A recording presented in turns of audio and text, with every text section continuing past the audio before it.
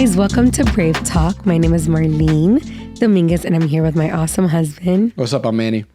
And today's Brave Talk is about purpose. Yeah. But before we jump into that, I kind of want to let our listeners and our viewers know a little bit about who we are. Yeah. And kind of what we do and just let them in a little bit in our lives. So do you want to start us off? Yes. I'd love to offer permission to be vulnerable by leading the way. So Tell us who you are. my identity. Ooh, this is like Who deep. are you? Oh, girl, I feel so like exposed in a good way. Yeah, who am I? So I can't talk about who I am without talking about where I'm from. I think that's a big part of who I am. So born and raised in Washington Heights, uptown New York City. And if you know anything about that place, which you do, my love, because you're from there too, Facts. It's Little Dominican Republic. So ethnically Dominican, first-gen American. Shout out my mom and pops for coming to New York City from the island. And even though we were in New York City, we grew up around Dominicans. Bodega, the local homies, everybody. Most of our neighborhood is still, not as much as before because of gentrification, but was Dominican and I was growing up. So that formed me. I'm the youngest of 3 siblings, and that makes sense in my identity. And yeah, my mom was widowed when I was just 2 years old. So, you know, growing up in a single parent home was very formative for me and my identity. I think that made me grow up fast because when my pops passed, you know, and by you, I mean this is hard for me. I want to say, babe, like vulnerability is so hard for me sometimes that I like saying you instead of I. I think we'll say this in a different episode, but even sometimes when we are having a discourse and disagreement, I like saying you, not I. It's easier. Not I statements. Man, you see, that's so exposing, so good.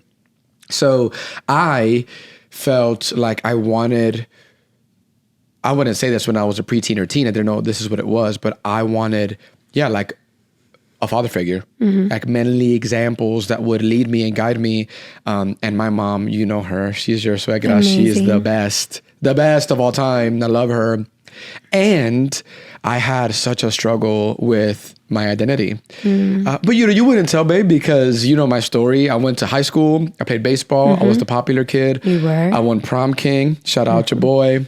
Even though I had a big head and small body, I won prom king and, had attention from girls and all that. Like I had a good childhood. My mom did awesome.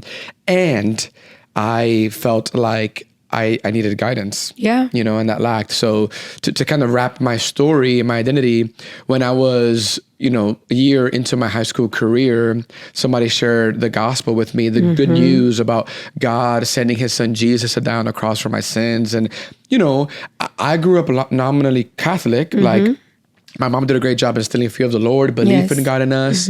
And so I already had a theism, a belief in God, but no kind of framework for it. So, and it wasn't super formal how you got saved either. Right. It was just shout out Gil, some dude in the Heights sharing the gospel in the streets with me and then pursuing me, calling me every single week to come to church and me avoiding him for the whole summer. And then finally coming because I was curious if my dad was in heaven or not. That was like my main question. Yes, my guiding force. And that, thank the Lord, was like, even though that got me in, what kept me was the love of a father that I got in the Lord. And so, thankfully towards the end of my teenage years, I meet you, which was one of the best moments of my life. And we become good friends and we vibe, obviously best friends right away. I've learned so much from you in identity, like how to set good boundaries. I didn't have good boundaries. We'll talk about that in our marriage episode. We'll talk about that. Sure. Yeah. Oh, that's going to be a spicy one, ladies and gents. But to wrap, I was a young dude, good childhood, needed guidance, needed a dad, found fatherhood in God, and then formation as a man in the Bible and in good godly community. And so now as a man, not perfect at all, but I know that my identity, who I am, is a child of God that exists to love people and serve people and usher in the work of God's kingdom. And that's religious talk for usher in good work for the world and for the glory of God. How about you, my queen? Wait, what's your favorite color? Ooh, it's navy blue. Navy blue. Or what does Levi say? Yankee blue? Yankee blue. I Yankee love our Blue. scent. Yeah. Yankee And Blue. what's your favorite food? Food? Oh, like meal? Yeah. Yeah, I'll go with like rice, beans, chicken, That's probably. right. A Like good classic Dominican man. Dominican. Yes. A classic Dominican man. Yeah. Thanks for sharing Of course. who you are with our people. Yeah. So I'm Marlene. I'm the oldest of three girls. That's a dynamic. Yes, it is. And again, we'll talk about that later on in our marriage talk and how that not affected, but definitely It impacts, yeah. It impacts marriages. But I'm the oldest of three. I have such an amazing bond with my sisters. I was raised by a single mom. She had me very, very young at 17. I never met my father. And that also really impacted the way I viewed life and honestly, the way I viewed men and the way I viewed Wow. love and everything yourself. and myself, Wow. just everything. Because comparison didn't start until I got older, for sure. My mom did the best she could to give us all the love that we needed and especially the protection of having three girls in Washington Heights. Like that was, I gotta commend her for that because she did that, you know? But yeah, I grew up also in Washington Heights, and I grew up in the more loud side of our neighborhood, and I just loved it. It was like the music and the bodegas and everything. Yeah. It was just such a huge part of my identity, the way I grew up. So I also grew up dancing. Yeah. Shout out to Alvin Ailey American Dance Theater. I was ushered into that world very young and found so much joy and community in that space. And I lit up, right? Every time I walked in those spaces, I lit up. It kind of like formed who I was, not only as a dancer, but as a person. Right, because it wasn't just the movement of your body, which you're an amazing dancer. It's also the culture that comes with it. It was a community. I mean, Miss Nasha took me in under her wing. Miss Jamali took me in, and they formed me as the young woman that I knew they believed in, but who I am today, seriously. Wow.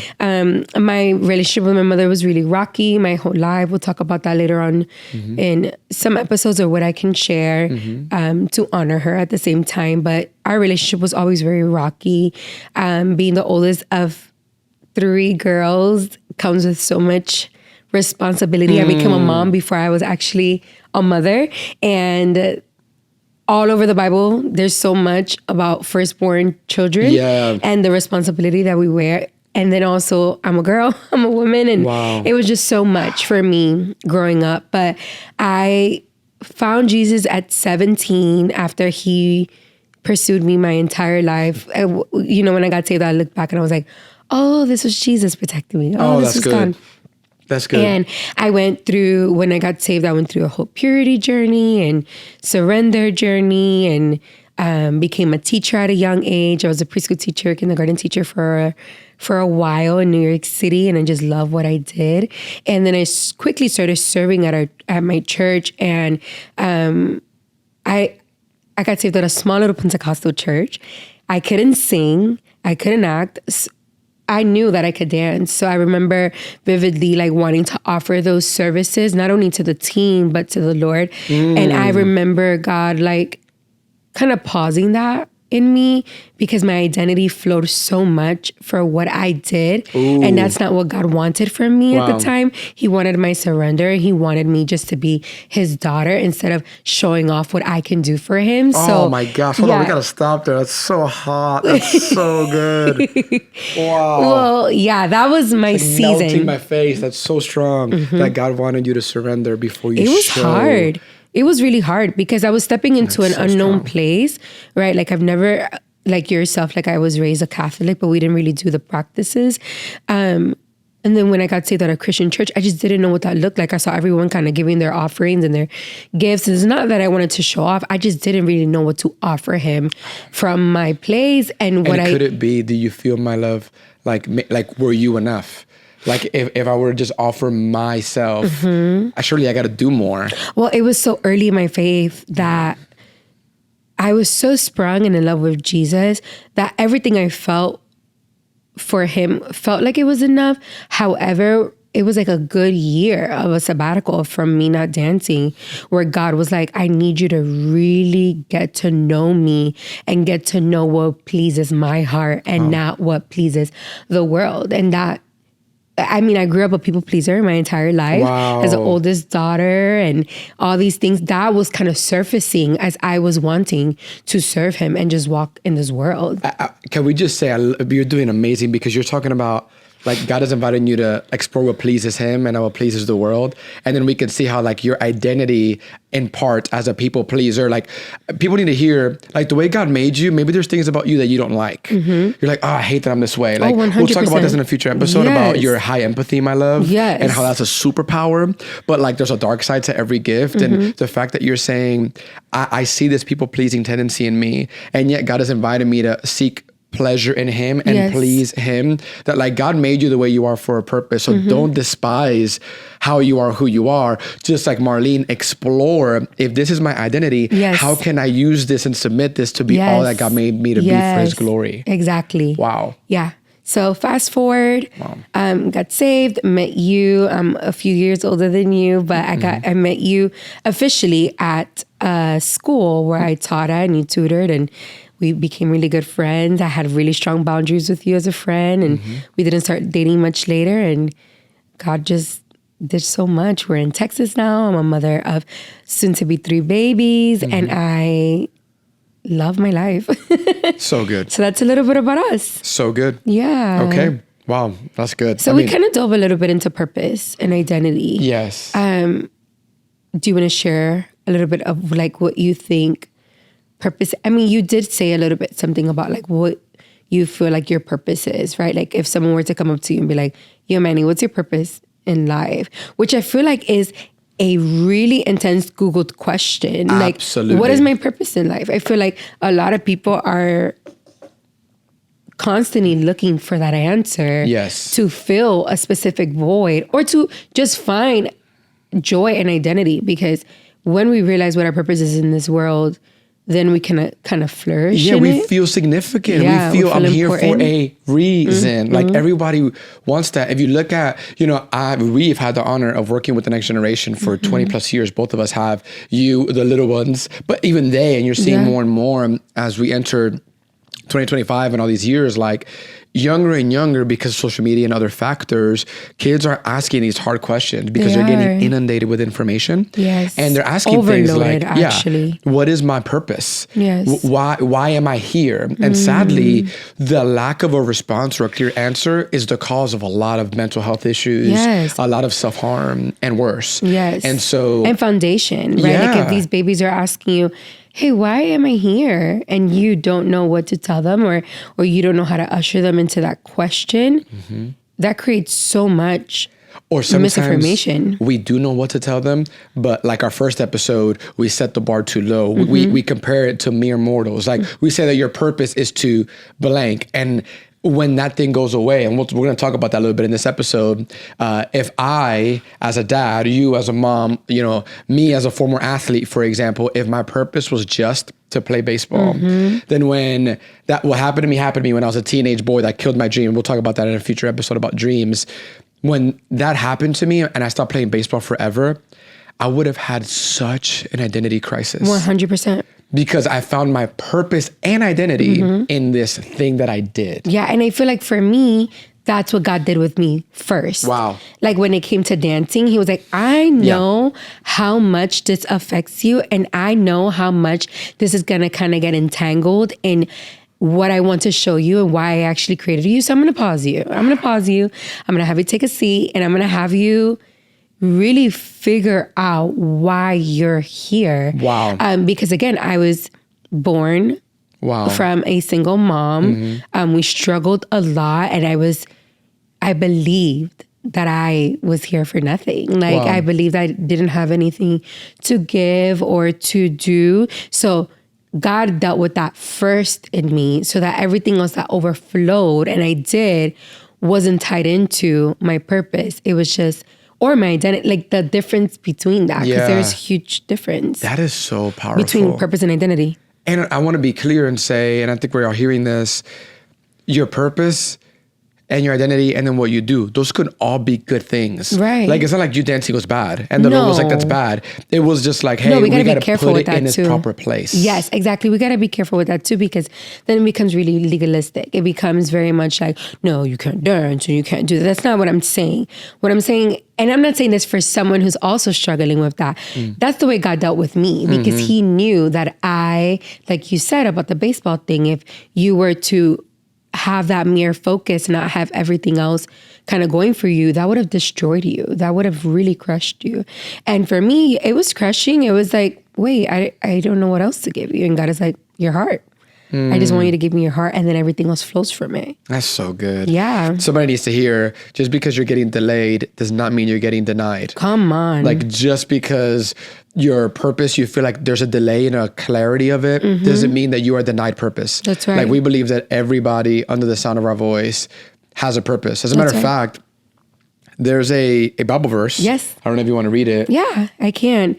As I was praying for this episode and I was just thinking about identity and purpose, God led me to Ephesians 2:10, where it says, "For we are his workmanship, created in Christ Jesus for good works, which God prepared beforehand, that we should walk in them." And that's what I feel like is my purpose. And there's another verse that says, "Love God and love others." Like, I feel like God created me to be that, to usher people in that. And, you know, for those who are listening who don't have kind of a framework with Jesus and don't have a kind of a relationship with God, I want you to hear me say, we all are created on purpose, for a purpose. Even if you don't know what that is yet, even if you are kind of like hesitant on where you stand in your faith journey, you're created for this by Christ Jesus. Yes. To do good things. Yes. You are not just created for something, you are created for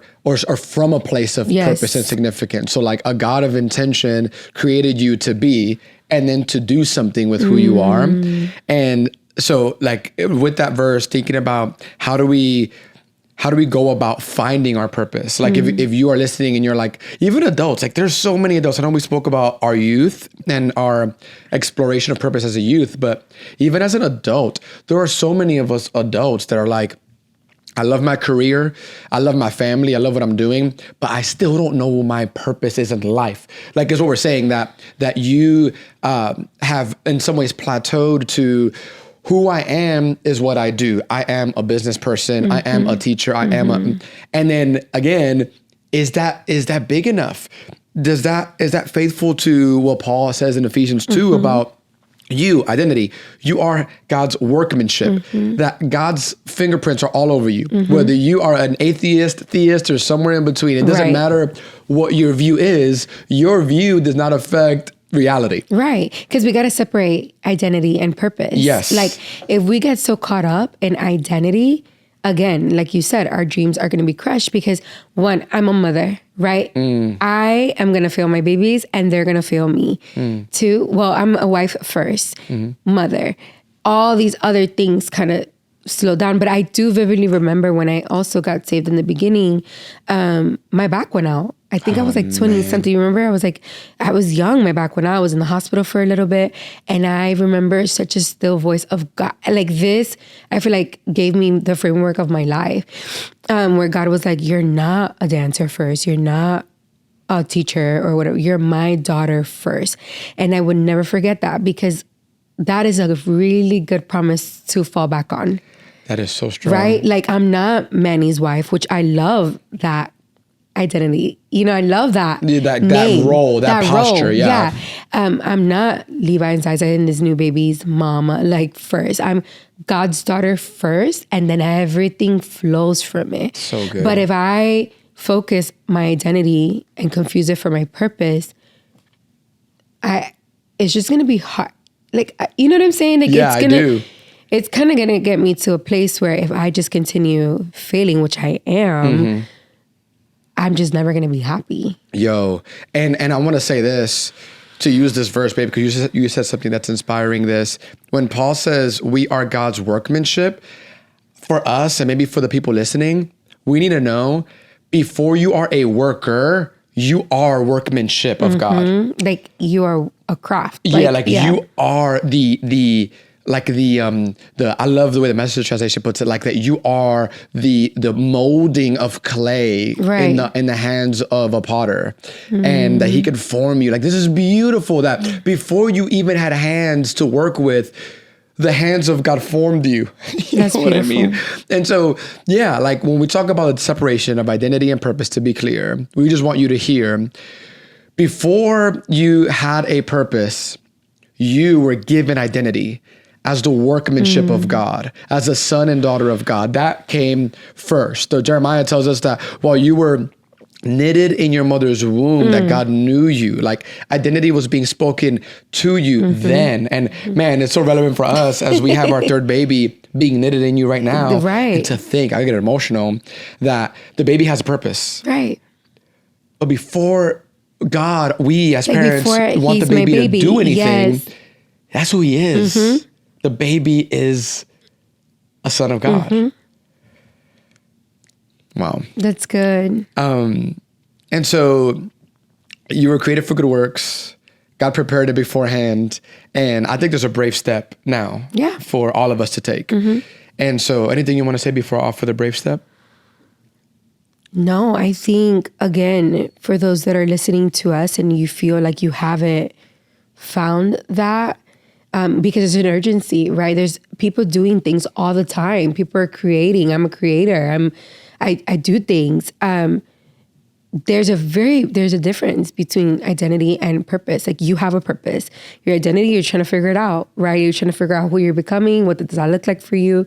So hopefully we ushered you into like this conversation, and you can share with other people and navigate what that looks like for you. Yeah, I love that. So here's a brave step for you to take.